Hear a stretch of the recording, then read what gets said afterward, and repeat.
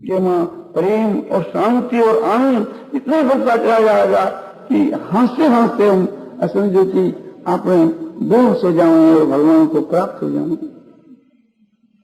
तो ये तीन बात तो पढ़ू तो ये करता है और फिर ये बात उससे अपने आप ये होने लगती है, फिर इससे ये बात छूट नहीं सकती। जब इसको रस आ जाता है तो फिर भगवान इसकी बाल गोर को लेकर के और इससे भगवान ये सुख कराते हैं। जब ये कर नहीं सकता तो भगवान ही अपने हाथ में इसकी बाल गोर लेकर के और इससे सुख कराते हैं। और जो भगवान नचाते थे वो नाचता रहता है। उस नाचने के भीतर के में इसको जो आनंद आता है वो आनंद करने के वक्त में नहीं आता। करने के वक्त के मन भगवान के लिए करता है, किंतु एक प्रकार से कर्तापन का अभिमान तो बना है ना। अब वो अभिमान भी फिर नहीं रहता, करे भी कौन? भगवान जैसे तो करा ले, नहीं तो नहीं, तो भगवान उसे अपने आप ही करवा लेते हैं सब कुछ। फिर जो कुछ होता है एक प्रकार से समझो कि भगवान की मर्जी के माफक है। पहले भी भगवान की मर्जी के माफक ही वो करता है और फिर तो होता है वैसे ही कि सब तेज के मां भगवत बुद्धि करके सबकी सेवा करना, ये पहले की बात कहता हूं। और सबसे बढ़कर नारायण को, परमात्मा को समझ करके निरंतर भगवान का भजन ध्यान करना और भगवान को सबका सुहृद समझ करके और भगवान की शरण जाना, और फिर ये सब बात अपनी होने लग जाती है और उससे एक फलस्वरूप में भगवान की प्राप्ति उसको शीघ्र हो जाती है। प्रकरण कुछ लंबा हो गया, दोनों बात कही। जो एकांत में जो बात कही थी भाइयों लोगों से जो करी थी वो भी कही और उसको और कुछ सजा करके उसको, और जो बाकी रह गई थी उन्होंने जो फिर पूछा कि बाकी रहेगी व्याख्यान में कह दो, तो बाकी रही थी वो भी कह दी और वहां हुई उसको भी थोड़ा अंश कहे जितना याद आए। और अब समय अतिकाल हो गया, इस वास्ते ये बंद करने पड़ा।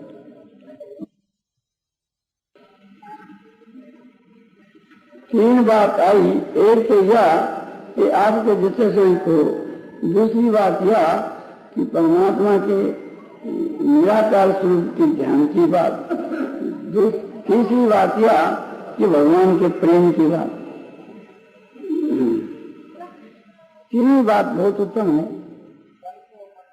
तो उन तीनों के बीच के मां ध्यान की बात कहने को विचार है, इसलिए कि आप एक दिन पहला भी ध्यान की बात कही थी, ध्यान की बात कहने के लिए कही थी, पर फिर और प्रश्न लोगों का आया।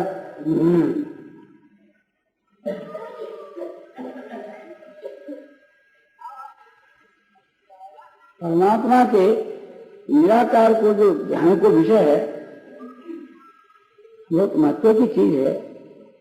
अब समझ में आ जाए तो बस मैं को उद्धार हो जाता। जैसे इस प्रकार को ध्यान नहीं कि महीनों तक मैंने साधन करता करता परमात्मा मिले, जो बात कही जावे और वो समझ में आ जावे तो उसी वक्त परमात्मा की प्राप्ति होगी। वो तो समझने की चीज है, अपने बुद्धि के वहां समझ में आ जावे तो वो ध्यान तो छूट नहीं सके। जो अपने वास्तु के बीच के वहां ध्यान जो कम बेसी हो जावे या छूट जावे तो वो ध्यान को आभास मात्र है, असली ध्यान नहीं। ध्यान में तो समझो कि इतना आक्षण है, इतनी उसकी महत्ता है कि उनकी सामर्थ्य नहीं कि वो उन्हें छोड़ सके। वो तो ध्यान है परमात्मा को, वो तो रसमय है, आनंदमय है, अमृतमय है, वैसे छूट ही नहीं सके। प्रहलाद जी जो है उनको जो परमात्मा में ध्यान रहते थे, प्रेम रहते थे, तो भगवान का भक्त था प्रहलाद जी, तो पिता ने बहुत उसके ऊपर ताड़ना की कि तुम मेरे दुश्मन की भक्ति छोड़ दो, और उसके छोड़ने से मैं तुम्हारे को जो है युवराज पद दूंगा। बोले पिताजी मेरे से छूट नहीं सके। बोले नहीं छोड़ोगे तो तुम्हारे को जान से मार डाल दे। बोले जो कुछ करो। तो उन्होंने बड़ा भारी अत्याचार किया और प्रहलाद का बाल विवाह का नहीं हुआ, किंतु वे अपने सिद्धांत में डटे रहे। क्यों? कि उसे की सामर्थ्य नहीं प्रहलाद की उसको छोड़ सके। इसी प्रकार से कि परमात्मा को जो ध्यान है वो जब लग गया है तो वो छोड़ नहीं सके।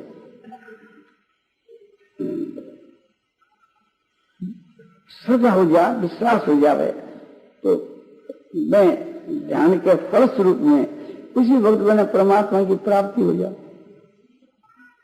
परमात्मा को जो ज्ञान है को फल ही परमात्मा की प्राप्ति है, और परमात्मा को जो ध्यान है को फल है परमात्मा को ज्ञान, और परमात्मा के ज्ञान को फल है परमात्मा की प्राप्ति।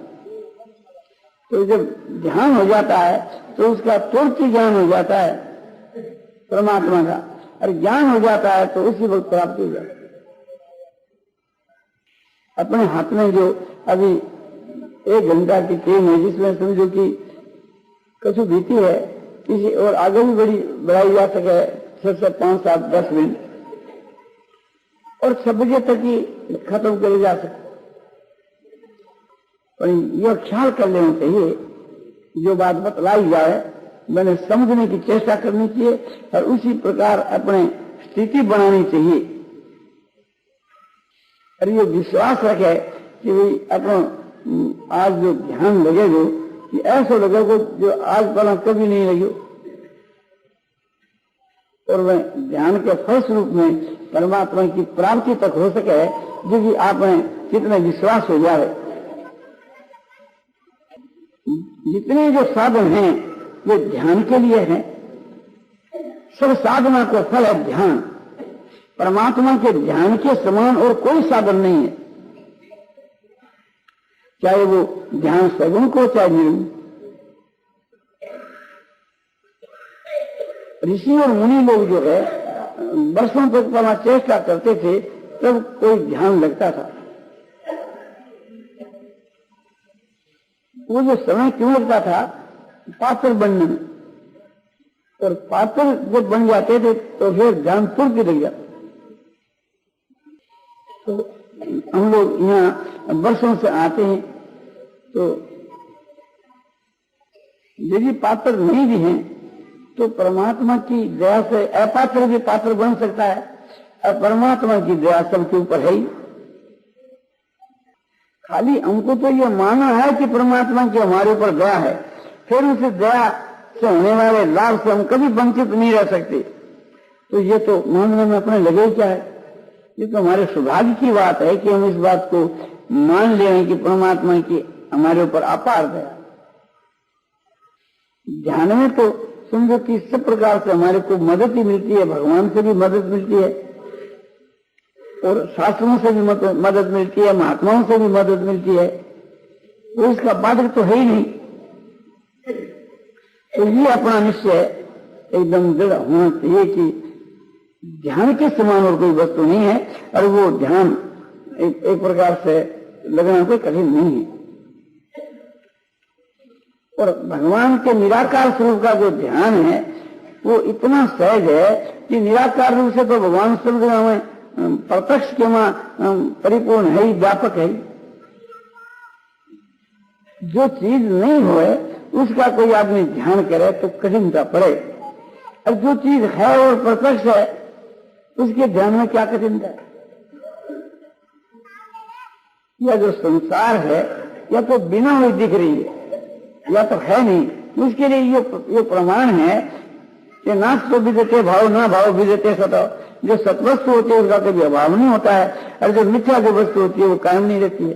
तो संसार के जितने जो पदार्थ है कोई भी कायम नहीं रहता, आपके देखते देखते क्षय होता चला जाता। कोई भी पदार्थ देखिए तो इसको एक प्रकार से सत्य मानना मूर्ख चाहिए।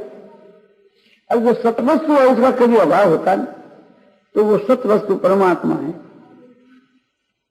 शरीर तो नाशवान है और परमात्मा नित्य वस्तु है, सत्य वस्तु है। और परमात्मा का अंश होने से ये जीवात्मा भी सत्य वस्तु है। न जायते मृत्य व कदाचिन नायं भूत्वा भविता वा अनुभूय अजो नित्य शाश्वतोयं पुराणो न हन्यते हन्य माने शरीर। आत्मा जो है न तो कभी जन्मता है न कभी मरता है, और आत्मा उत्पन्न होकर के कायम नहीं होता, वह तो सदा से ही कायम है। इसलिए आत्मा अद्य है, नित्य है, शाश्वत है, पुराण है, और शरीर के नाश होने पर आत्मा का नाश नहीं होता। तो इस प्रकार से आत्मा नित्य वस्तु है। युक्ति से भी आप विचार करके देखो, जो चीज हम देख रहे हैं, समझ रहे हैं, हमारे सामने है, जो दृश्य वहां पे है, इनका तो हम त्याग भी कर सकते हैं, अभाव भी कर सकते हैं, इससे रहित भी हो सकते हैं, किंतु जो इसके भीतर में आत्मा है, इसका खुद जो स्वरूप है, उसका कैसे त्याग हो सके, कैसे अभाव हो सके? वो तो भावरूप चीज है। इस वास्ते वो नित्य है, वो सत्य। तो हम लोगों का परमात्मा का श्रद्धा पूर्वक, प्रेम पूर्वक, विश्वास पूर्वक ध्यान करना चाहिए।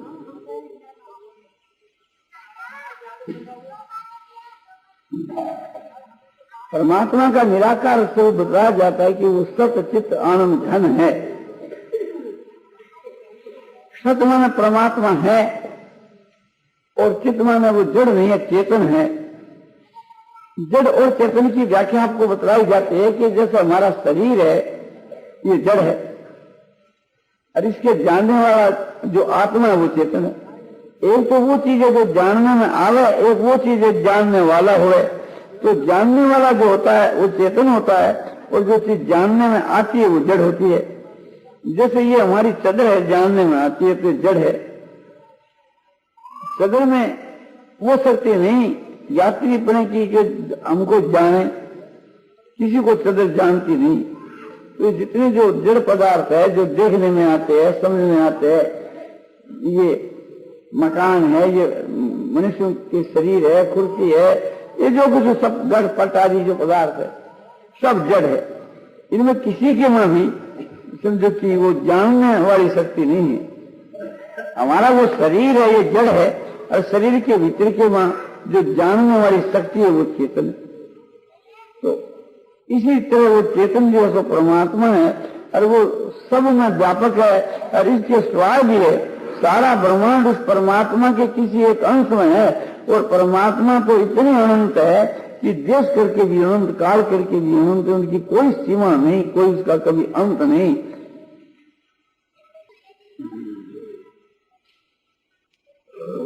और जितनी अंत वाली चीज है ये विनाशील है। एक देशी जो है वो विनाशील है।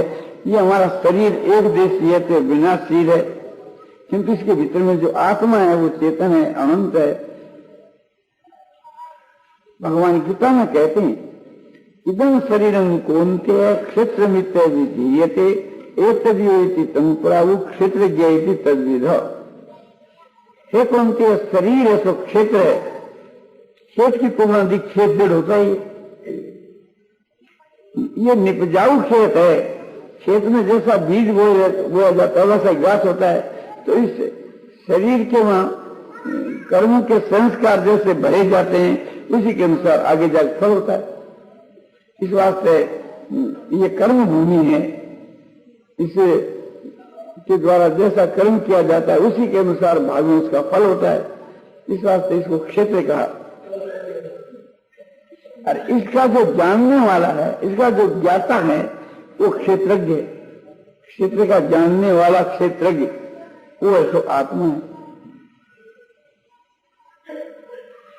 यह बात उस परमात्मा के तत्व जानने वाले महापुरुषों ने कही है। तो इसके भीतर में जो आत्मा वो चेतना शरीर है, जड़ है। ये जो ब्रह्मांड आपको दिखता है वो चेतन परमात्मा सारे ब्रह्मांड के बीच के मां व्यापक होकर के भी उसके स्वाद ही है। ये सारा का सारा ब्रह्मांड तो उस परमात्मा में, आकाश में जैसे कोई एक तारा हुआ है यूं है। और ऐसे ऐसे उस परमात्मा में बहुत से ब्रह्मांड है। और वो परमात्मा एक ही परमात्मा सब ब्रह्मांडों में व्यापक है, और उसके अलावा और भी है तो है। और ऐसे में कि उसकी कोई सीमा नहीं है। तो परमात्मा है, उसका कभी अभाव नहीं होता, और वो चेतन है, और चेतन होकर के वो आनंद स्वरूप है, और आनंद भी खूब गहरा है। निराकार होकर के घन, जैसे देह के भीतर के में जो आत्मा है वो निराकार है और चेतन है, और आनंद घन है।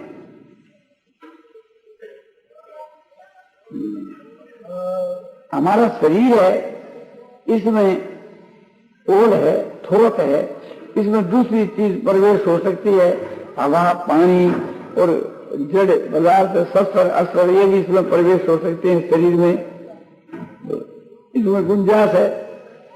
हमारी इंद्रियां है, जैसे नेत्र, इसके वहां रूप प्रवेश हो सकता है, हमारे कान है, इसमें शब्द प्रवेश हो जाता है, नासिका, इसमें गंध प्रवेश हो जाती है, तो इन सब इंद्रियों के वहां गुंजाइश है, तो दूसरी चीज प्रवेश हो जाती है। और मन जो उसके वहां समझो कि सारे संसार का समग्र प्रवेश है ही, बहुत गुंजाइश है। और बुद्धि जो है उसके भीतर में ज्ञान ऐसा प्रवेश किए हुए है, और भी बहुत से पदार्थ बुद्धि के बीच के में गुण और अवगुण के नाम से प्रवेश किए हुए हैं, किंतु जहां हमारी आत्मा है वहां और गुंजाइश नहीं प्रवेश की, वहां तो इतनी घनता है कि गुंजाइश नहीं है। कांच घर में उसके वहां समझो कि अग्नि प्रवेश कर सकती है,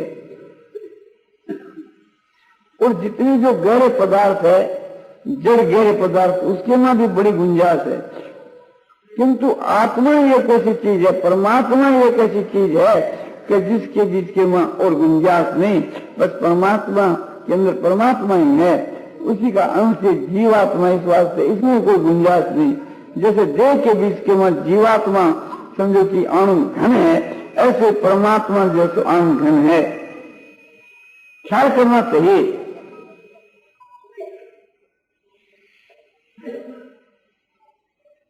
शरीर में, मन में, बुद्धि में कोई दूसरे प्राणी भी प्रवेश हो सकते हैं, किंतु हमारी आत्मा में नहीं। तो ऐसा अभ्यास करना चाहिए कि आनंद घन माने आनंद ठोस, एकदम प्रचुर आनंद ही आनंद, आनंद के स्वर को दूसरी वस्तु नहीं। इस प्रकार का जो आनंद जो है वो हमारे बाहर, भीतर, नीचे, ऊपर सदा सर्वदा परिपूर्ण है। जो हमारे को सात्विक सुख होता है ऐसा नहीं। सात्विक सुख क्या, जो अपने ईश्वर की भक्ति करने से, सत्संग करने से, पुस्तक बांटने से, वैराग से जो हमारे को सुख होता है, ज्ञान, भक्ति और वैराग और अपने सत्संग और स्वाध्याय आदि जो उत्तम उत्तम साधन है, इसके करने से जो हमारे को सुख होता है वो सात्विक सुख है, आत्मबुद्धि प्रसादजम सुख है। आत्मा की प्रसन्नता से जो हमारे को सुख होता है ये सात्विक सुख है। और परमात्मा का जो स्वरूप है वो तो गुणों से अतीत है। सात्विक सुख होकर के वो जड़ है, उसका पुरुष से सुख जाता है, पुरुष से उसका भोगता है, अनुभव करने वाला है। और वो जो परमात्मा का स्वरूप है वो तो स्वयं ही समझो कि आनंद स्वरूप आप अपने आप को जानता, उसको कोई दूसरा नहीं जान सकता। इस प्रकार से समझ में ही उसका उस विषय का ज्ञान है। ऐसा परमात्मा का स्वरूप सब जगह के बीच के में है, और ये सब जगह और ये पदार्थ है ये नहीं, ये तो बिना हुए दिखते हैं, और परमात्मा यहाँ पर एकदम प्रत्यक्ष है। तो ऐसा ध्यान करना चाहिए कि जो हमारा ये शरीर है, हर एक आदमी ने अपने शरीर के नीचे, ऊपर, बाहर, भीतर एक आनंद परमात्मा का ही अनुभव करना चाहिए। एक परमात्मा के सिवा कोई भी पदार्थ नहीं है, चाहे दिखते हो भी उनको मानना नहीं चाहिए। जैसे मरुभूमि के वहां जल दिखता है और उसके तत्वों को जो जान जाता है वो फिर जल मानता नहीं। वो पिपासा लगी किंतु उस जल को समझे कि मरुभूमि में के जो दिखता है नहीं, तो वो लोटा लेकर के दौड़ता नहीं, वो समझता है कि है ही नहीं।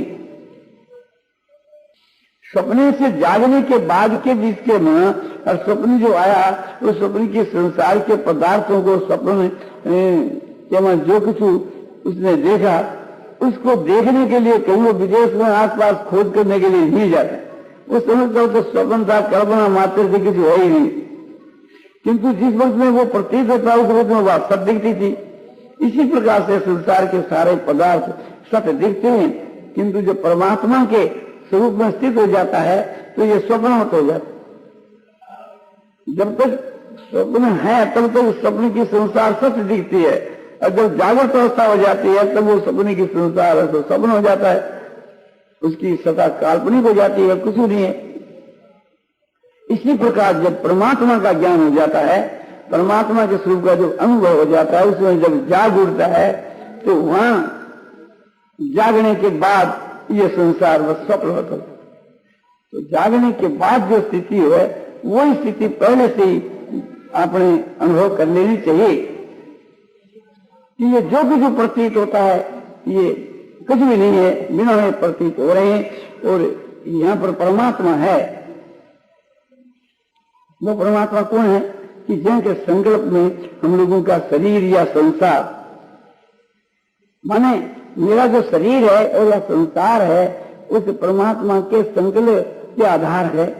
अरे वो संकल्प छोड़ दे तो कुछ भी नहीं है, किंतु संकल्प छोड़ने वाला है वो परमात्मा का जो स्वरूप है वो वास्तविक है। तो असली में जैसा परमात्मा का स्वरूप है उसका तो भाव, और उसके सिवा और चीजों का अभाव। ये साधन बहुत ही उत्तम है, सुगम है, और इसकी प्राप्ति बहुत शीघ्र हो सकती है और सर्वोत्तम है। ये परमात्मा के विषय का ज्ञान का साधन है। इसकी बड़ी महिमा गाई। नहीं ज्ञानेन सदृशम पवित्र नहीं विद्यते। इस संसार में ज्ञान के सदृश कोई भी पदार्थ नहीं है। और बतला है अभी से श्री पापे हुए सर्वे हुआ पाप कृत है सर्व ज्ञान पले हुए नहीं है ब्रजनम संप्रिय। अर्जुन, यदि तुम दुनिया में जितने जो पापी हैं उन सब पापियों में अधिकतर पापी हो गए तो भी उस ज्ञान रूपी नौका के द्वारा संसार सागर को पार कर जाए। दूसरा दृष्टांत देते हैं, यथि धर्म से समृद्ध होगी वसुन सात कुरुते ज्ञानाग्नि सर्व कर्माणी वसुन सात कुरुते तथा। जैसे प्रज्वलित अग्नि संपूर्ण इंद्रियों को भस्म कर डालता है, इसी प्रकार से ज्ञानाग्नि सब पापों को भस्म कर डालता है। तो ऐसा जो परमात्मा के स्वरूप का जो ज्ञान है, तो ऐसा समझ कर करके और उसे परमात्मा का इस प्रकार से ध्यान करना चाहिए कि ये परमात्मा के सिवा और कोई पदार्थ है ही नहीं। बार बार इस प्रकार से समझो समझने पर और संसार और शरीर दोनों का अत्यंत अभाव हो जाता है। जब ये बात समझ में आ जाती है कि संसार नाशवान है, क्षण मूर है, बिना हुई प्रतीत हो है, तो इससे परम बैराग हो जाता है। अब परम जब बैराग हो जाता है तो फिर उपरती हो जाती है, फिर संसार का ज्ञान या ध्यान कुछ भी नहीं रहता, केवल परमात्मा का स्वरूप रह जाता है। तो वो कैसा है कि वो आनंद स्वरूप है। कैसा आनंद है कि उसकी कोई सीमा नहीं है, अपार आनंद है। और कैसा वो आनंद है कि शांति स्वरूप आनंद है। और कैसा है कि वो आनंद ही आनंद है, दूसरी वस्तु नहीं। इस वास्ते उसको आनंद घन कहती है। घन का मतलब प्रचुर है, माने आनंद ही आनंद, और वो वास्तव में है, इस वास्ते उसको दृढ़ आनंद कहते हैं। और वो नित्य है, सदा है, शाश्वत है, और इतनी होता है, इस वास्ते उसको सत्य कहते हैं। उस आनंद का अनुभव, उस आनंद को ही है, इस वास्ते उसको बोध स्वरूप कहते हैं। उस आनंद को ही, आनंद में परमात्मा का दूसरा पर्याय शब्द है कि वो बोध स्वरूप है, ज्ञान स्वरूप है। जैसे बर्फ का ढीला और जल में गिर दिया जाए, जलराशि में समुद्र में गिर दिया जाए तो उसके चारों तरफ जल ही जल है, और वो बर्फ का ढेला भी जल ही और जल के साथ कुछ नहीं, तो उसके बाहर भीतर नीचे ऊपर जल ही जल है। तो जल जो है तो जड़ है, तो परमात्मा से चेतन है। जड़ आकार वाला है, वो निराकार है। वो बर्फ का ढेला कितने काल तक जल में रहने से वो फिर जल बन जाता है, गड़ करके एक जल रह जाता है। तो इसी प्रकार परमात्मा के ध्यान के मां थोड़े काल रहने के बाद के बीच के मां उसकी जो अलग सत्ता है वो मिट जाती है, और वो परमात्मा के मां घुल मिल जाता है, परमात्मा ही रह जाते हैं, और परमात्मा के सिवा दूसरी वस्तु नहीं रहती। तो ऐसा ध्यान करना चाहिए कि ये जो मेरा शरीर है, हर एक आदमी अपने विषय में ऐसा समझे कि मेरे शरीर के नीचे ऊपर बाहर भीतर एक परमात्मा का स्वरूप है, वो अकेले है और निराकार है, निर्विकार है और क्रिया रहित। अगर चाहे चेतन है, आनंद स्वरूप है, आनंद है, वो चेतन है, चेतन है वो आनंद है। चेतन और आनंद को दो पदार्थ नहीं है। लौकिक जो सुख है उससे ये विलक्षण है, इस बात को समझाने के वास्ते उसको कहा कि लौकिक सुख की यूनिट वो चेतन आनंद।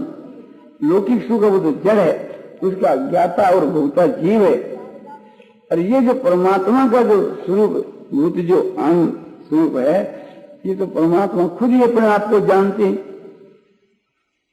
और परमात्मा के सिवा और जो पदार्थ है ये है नहीं, केवल प्रतीत होते हैं।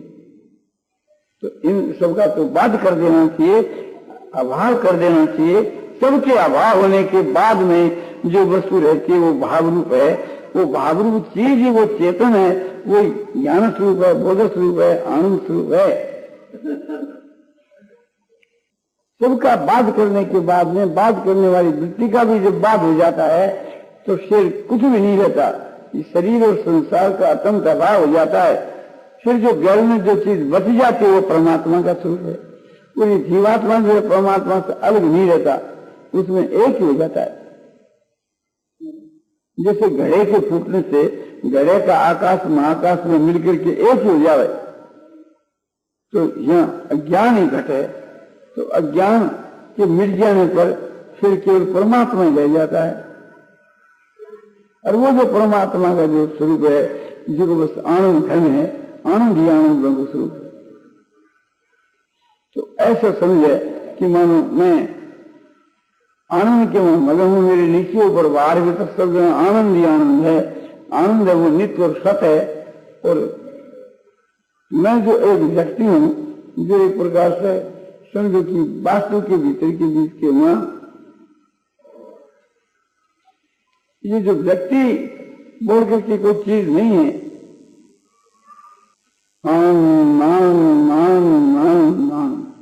आनंद को नाम उच्चारण करने से आनंद प्रत्यक्ष अनुभव होने लग जाता है। शब्द की इतनी शक्ति है कि वो एकदम प्रत्यक्ष आनंद जो तो प्रत्यक्ष दिखने लग जाता है। बस ऐसा प्रतीत होता है कि आनंद के साथ दूसरी वस्तु है ही नहीं, वो आनंद तो परमात्मा का स्वरूप है। अरे मैं आनंद को अनुभव तो परमात्मा नहीं है, उसको अनुभव करने वाला वो परमात्मा ही है। तो फिर जीवात्मा बोले जीवात्मा तो उससे भिन्न कोई रहता नहीं, जो है वो परमात्मा है, और परमात्मा ही अपने आप को अनुभव करने वाला है, उसके सिवा कोई दूसरी चीज नहीं है। तो दूसरी चीजों का बात करने पर, अभाव मान लेने पर फिर केवल परमात्मा ही बच रहता है। तो ये समझना चाहिए कि ये संसार, हमारा शरीर और ये सब कोई भी वस्तु है ही नहीं। इनके बात करने के बाद परमात्मा रह जाते हैं। तो वो परमात्मा का कैसा स्वरूप है कि आनंद ही आनंद है।